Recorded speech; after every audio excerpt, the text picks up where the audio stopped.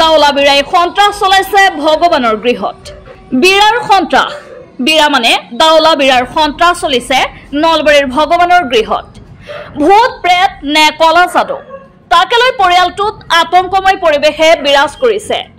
যোৱা 7 দিন ধৰি নলবাৰীৰ এটা পৰিয়ালত বিৰাৰ সন্ত্ৰাস চলাৰ অভিযোগ আনিছে আক্ৰান্ত পৰিয়ালটোৱে অজয় কৈছে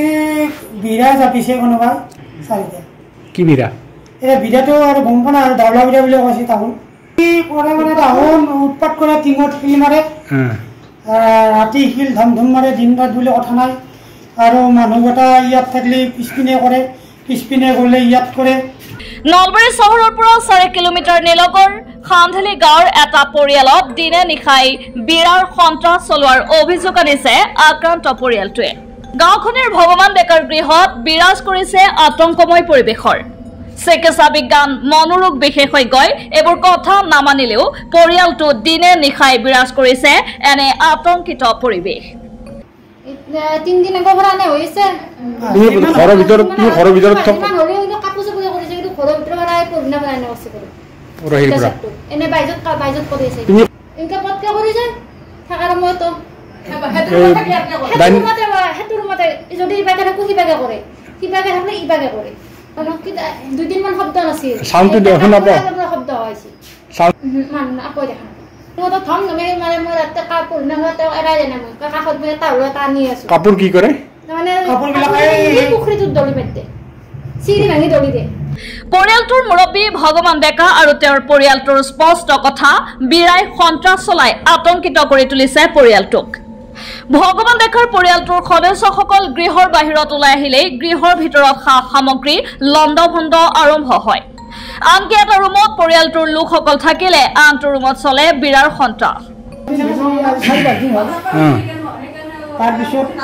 মোক পৰহি ফোন কৰিলে ৰাতি আপুনি কালি আহিছিল আহি ৰাতি ঠিকে আছে ৰাতিপুৱা মই আহি দেখা পালোঁ যে পৰি আছে আপোনাৰ থকা বিছনাখন উলটি আছে কাষত কোনি আছিল চব উলটি আছে বিছনা তাৰপিছত খোৱা বস্তু এইবিলাক চব পেলাই থৈ দিছে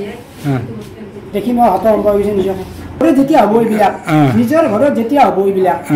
তেতিয়া গম পাবলৈ হৈ দিয়া কি দেখোঁ নিজৰ ঘৰত যেতিয়া হ'ব পেছাত পকী মিস্ত্ৰী হিচাপে জীৱিকা নিৰ্বাহ কৰা ভগৱান ডেকা এগৰাকী শিল্পী হিচাপেও সৰ্বপৰিচিত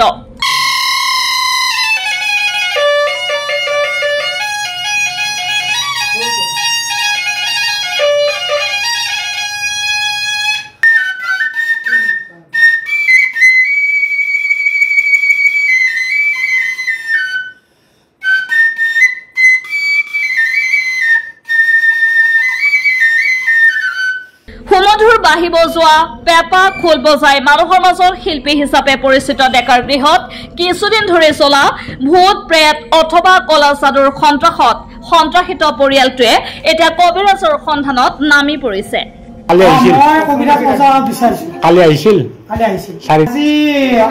আজি বৰ্তমান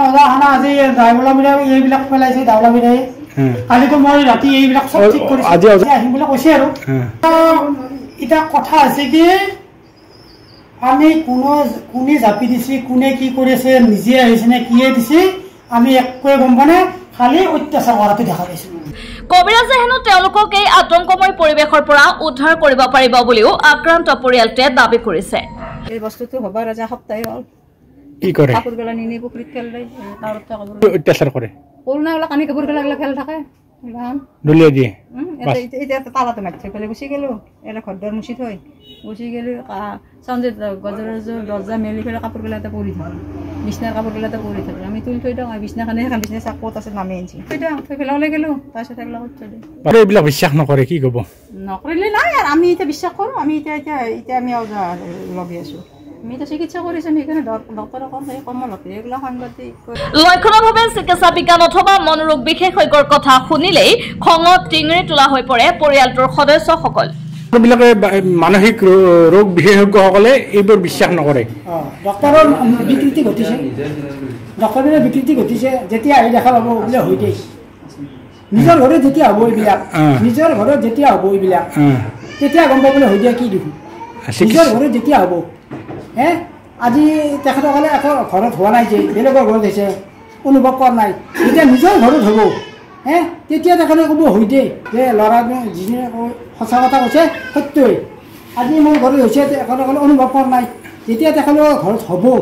সিদিনা অনুভৱ কৰিব অভিজ্ঞতাইদি মই এটাই কথা ক'ব বিচাৰিছোঁ যে